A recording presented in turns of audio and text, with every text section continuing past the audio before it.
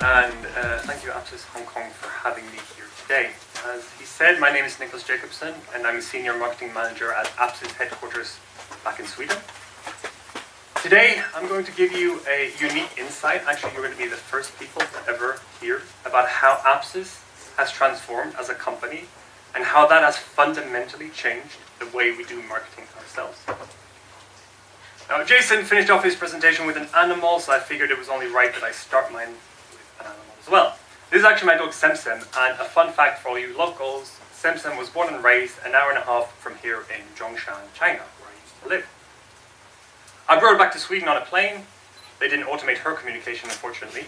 But when we got back, she started growing her hair. And yesterday I was talking to my partner, and I said, you know, it's time for her to get a cut. So I said, tomorrow I'll call the dog groomers and make sure that she gets an appointment.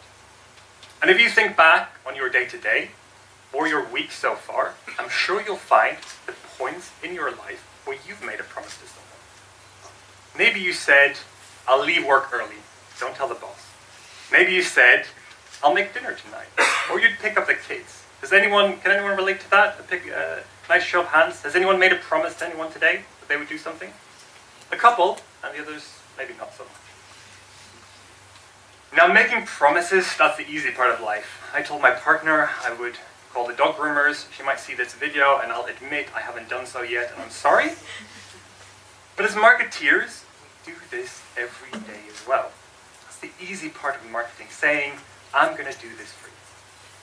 We tell our customers that they'll have amazing experiences, that they'll learn new things, and will help them generate a lot of money. But that's super easy. But how do we live up to this? How do we create a positive perception of who we are towards everyone that sees us? Branding is not a battle of promises. It's a battle of perception. Because it's not about what you promise to do. It's about how people perceive what you do. So at the end of the day, your brand is never more nor less than its perception. I'm going to give you an example of how this can be challenging when done wrong. How many people in here, now it's quite dark, have heard about the brand NARS? Raise of hands. A few. I would say it's mainly women who've heard about that. And that's because NARS is a French cosmetics company founded back in 1994. It was founded by the guy on the left. He's a French photographer and makeup artist called François NARS. They became known as a disruptor within the cosmetics industry.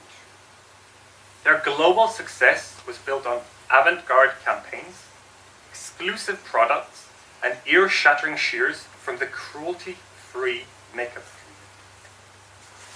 NARS became known for its great products, but even more so, they promised great products and they delivered great products. They matched up to the promise they made. Something happened. China took off. China became an exciting market. And companies went, we want a piece of this market. But some of you might know, Chinese legislation requires all cosmetics to be animal tested. Other companies went, okay, we're going to change our principal approach. And NARS said, no, we're not doing this. Until the 27th of June, 2017, when they made a new promise to bring their vision of beauty and artistry to their Chinese fans. But that didn't land very well, and the beauty community that helped build their success was outraged. This social media storm began to shatter that brand's reputation. They took a major hit from the media, but more importantly from the influencers, the fans, and the customer that helped build this brand. So their clear, cruelty-free statement was changed to something a bit less avant-garde. Now, what can we learn from this attempt to join the Chinese market? What was the underlying reason for this outcry and this boycott? Their promise and their perception stopped matching. Because of this, their whole credibility and their revenue took a big hit. Now, this is a great lesson if you want to understand why your promise and perception always need to match. I'm not going to talk about cosmetics the whole day. We're here to talk about marketing. And this is Apsis, or well, it was Apsis back in the day. And when I say the name Apsis, what jumps to mind? What is your perception of us? Does anyone, if I say Apsis to this crowd, does anyone want to say what you think about? Anyone? Don't be afraid. There are no wrong answers. No? You don't think about anything. That's not very good branding. The answer that we usually get is email marketing. Apsis was founded back in 2001, and we became known for our great solution for building newsletters. And that's great. We published books on digital marketing before digital marketing became mainstream. They were so popular that people went to stores and they gave money. Imagine paying for a book on something we can find for free on the internet. We made a simple promise to all these people. We're going to make your website more profitable. And how will we do that? By email marketing. So we spent about a decade with steady growth talking about email. We had a solid customer base and we had a bright future ahead. But not only did we talk about email marketing, we reached that sweet spot. We were perceived as an email marketing company. We hosted the one and only email marketing event in the Nordics. We had awards for the best email marketeers. We had the most popular handbooks on email marketing, and we had the single biggest email marketing platform in our entire market. Imagine having that as a company. Outstanding. We promised email marketing, and we delivered email marketing. That was the secret to our success. But marketing technology evolved. It evolves every day, and so it did at that point in time. But you, our customers, said, we want to do all these new amazing things. We have all these ambitions. Can you help us? So we decided to acquire and launch new technology to match up with those ambitions, to match up with the development. And our email marketing platform became a data-driven marketing platform. And when we showed our board of directors this graph a few years ago, they were super happy. Things went really well. We kept selling, we had growth.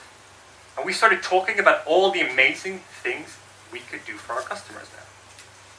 We spent the next few years teaching them about data-driven marketing, about lead generation, about marketing automation, and all the things we could do for them to help them experience new things and help their customers experience new things. And our revenue kept growing, but our promise and our perception didn't match up.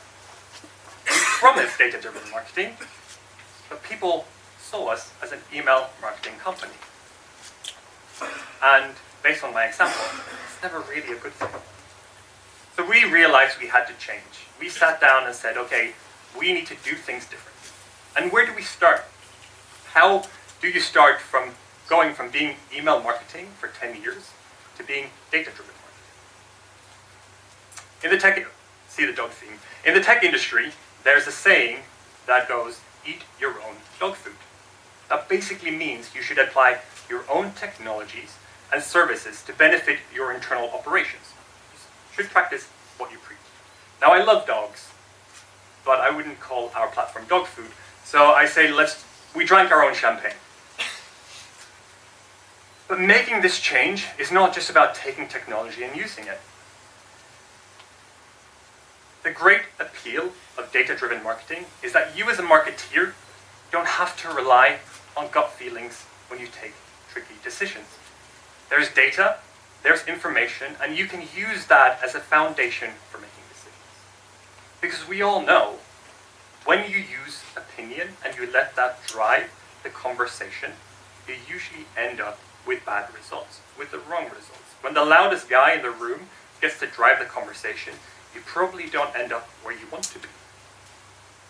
So our marketing decided to implement this mindset throughout the organization, and we decided to move from opinion to insight.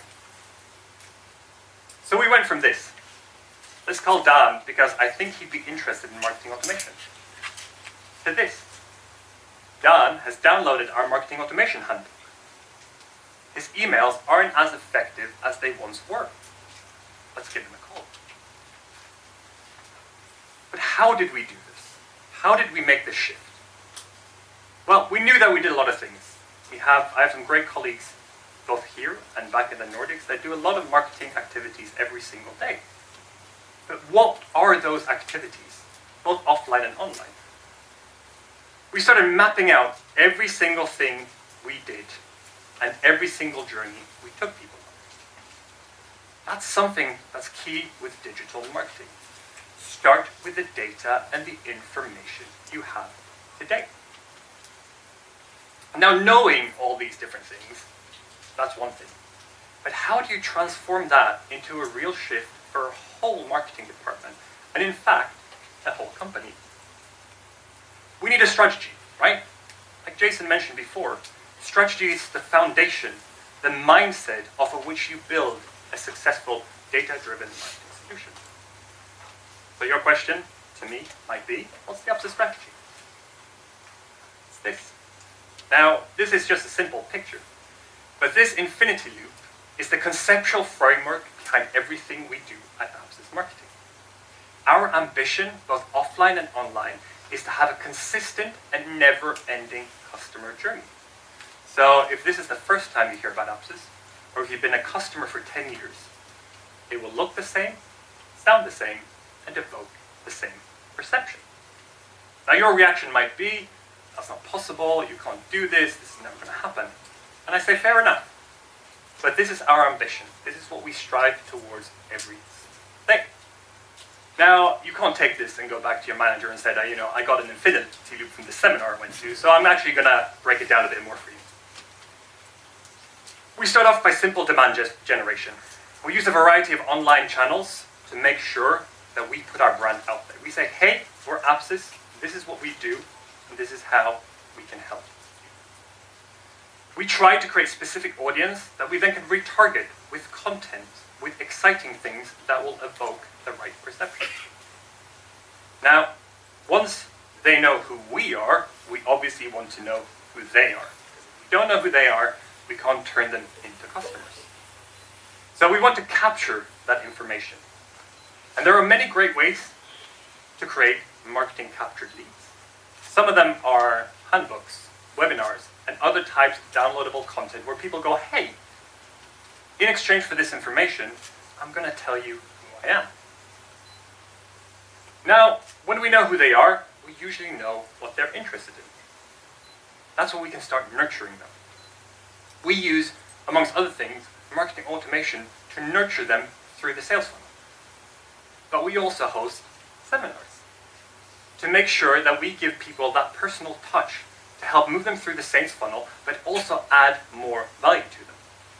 And once we've moved them far enough, we can start qualifying them and say, these are ready to be handed over to the next phase. And the good old handover is usually where things fail, right? At Apsis, we had to work extremely hard to align our sales and marketing departments. Because if you don't have that handover, and if that handover isn't successful, you as marketeers will generate great stuff, the salespeople will generate great stuff, but you won't generate the same stuff. Kind of like Jason mentioned in terms of silos. You're working towards the same goal, but you have different ways of getting there. Now, we started by finding common ground, finding out what do you need, what do we need, and how does that lead to the right result.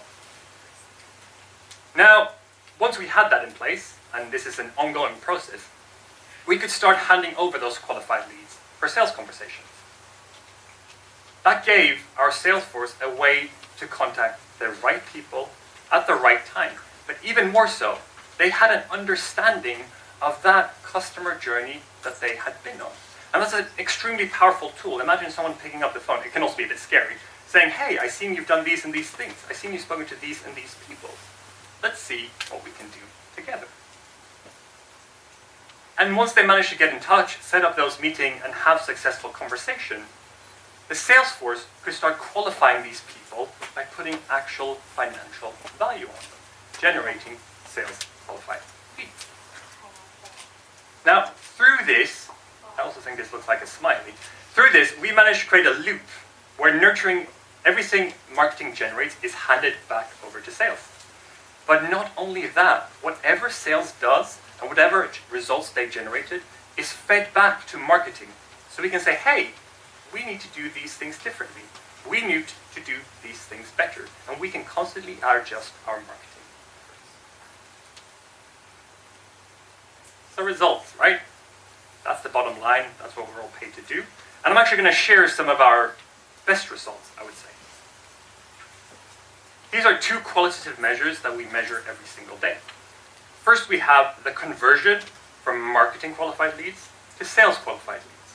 So essentially, what marketing says you're going to make a sale to what sales actually puts a financial value on. At our best performing office, they convert 65% of marketing qualified leads to sales qualified leads. 2 out of 3 times that a salesperson picks up a phone, they can go, I actually think this is worth this much money. Imagine having that as a salesperson, and imagine being able to provide that to your sales force. The second one is about growth. Growing those sales qualified leads and growing your revenue. Because it's one thing knowing your customer journey, it's one thing mapping it out, it's another thing making sure that you get more and more and more money and revenue. And on a month-to-month basis, we can grow our sales qualified leads by up to 55% by adapting seasonally or based off feedback that we've had from our sales department. Now, this has been our journey so far.